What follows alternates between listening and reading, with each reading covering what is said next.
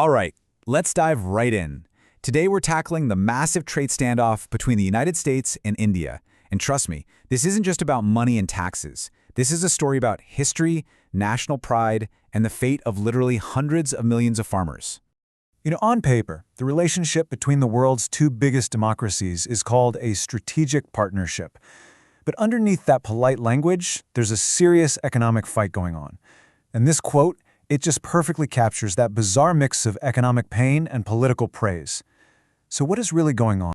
So yeah, why is this happening? Well, the answer isn't simple, and it's definitely not just about modern politics. To really get it, you have to understand a painful history of dependency, a massive clash between two totally different ways of farming, and some really deep cultural values that have basically created a wall between them. Okay, so to really get a grip on this fight, we first need to understand the weapon at the center of it all, the tariff. And to do that, we've got to go way back. I mean, the idea of taxing trade is almost as old as trade itself. And what's really wild is how these things evolved. I mean, they start out as a simple toll in ancient Iraq, basically a fee to use the road. But fast forward to the 1700s and suddenly they're a weapon. Britain uses them to crush competition from India's amazing textiles. Then by 1930, we see just how destructive they can be. The U.S. Smoot-Hawley Act basically poured gasoline on the fire of the Great Depression, sparking a global trade war that just tanked the world economy. It got so bad, in fact, that it led to the creation of groups like GATT and the WTO. Pretty much just to say, hey, let's make some rules so we don't ever do that to ourselves again. And all of this brings us to this one big idea: protectionism. It's the whole concept of building an economic fortress around your country to protect your own industries. And let me tell you, this single idea is at the absolute heart of the US-India fight. Now, let's bring this back to the US and India, because there's this old, painful memory between them that still to this day shapes how India thinks about trade and explains why they're so incredibly cautious. Okay, so picture this. It's the 1950s and 60s, and India is facing a terrible, devastating famine. They turn to the US for help and sign something called the PL 480 agreement for food aid. But the wheat that showed up, well, it was reportedly so low quality that it was considered fit only for animals.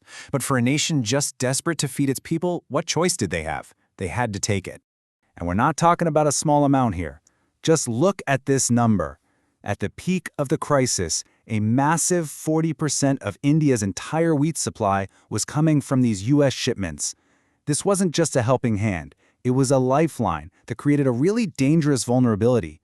And that vulnerability? It was exploited. During the 1965 war with Pakistan, the U.S. government used that food aid as a political weapon. They threatened to cut off the supply to pressure India on the world stage.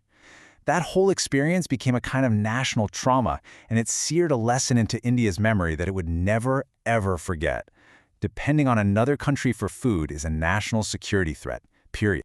And that history lesson brings us right to the heart of today's conflict. It's why India absolutely refuses to open its agriculture and dairy markets to U.S. imports. For the U.S., getting access to those markets is the grand prize. But for India, defending them is, well, an existential issue. You really can't get this trade war without seeing how totally different these two systems are. On one side, you've got U.S. farming. It's a high-tech, heavily subsidized industrial machine. On the other side, Indian farming is the polar opposite. It's not just a job, it's a way of life for millions of small, family-owned farms, and it supports nearly half of the entire country's population. So why are they resisting so fiercely? Well, it really boils down to three huge reasons. And you need to understand, for India, each one of these is a total non-negotiable deal breaker. First up, price. It's just basic math. Thanks to huge government subsidies and industrial-scale production, U.S. corn is way, way cheaper than Indian corn. If that cheap corn were allowed to flood the Indian market, it would simply bankrupt local farmers. And this isn't some made-up fear, right? We've seen this movie before in countries like Mexico, and it does not have a happy ending. And you have to understand, the stakes here are just astronomical. We're not just talking about protecting an industry. We're talking about protecting the actual livelihoods of nearly half the population. If the agricultural sector collapsed, it wouldn't just be an economic crisis. It would be a societal catastrophe that would tear the country apart. And then you've got the dairy dilemma. And honestly, this one might be the biggest hurdle of all.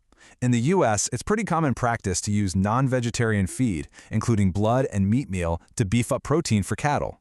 For India, a country where the cow is sacred to hundreds of millions of people, this isn't just a regulatory issue. It's a deep cultural and religious red line you just cannot cross. So, where does that leave us? Well, with India refusing to budge on its farms and the US turning up the heat, we're pretty much stuck in a complete and total stalemate. So what does the US do? It hits back, hard. In response to India's refusal, the Trump administration slapped a cumulative 50% tariff on a whole bunch of Indian exports. This isn't random. It's a massive economic punch designed to force India's hand and drag it back to the negotiating table. But check this out. These tariffs are like smart bombs, not sledgehammers.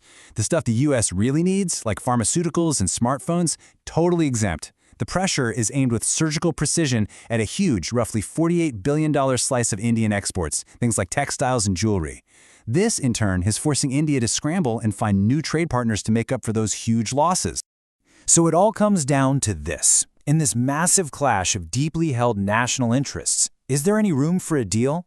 With the US needing new markets and India needing to protect hundreds of millions of its people, who blinks first? Or are we just watching the beginning of a new era where economic walls get built higher and higher?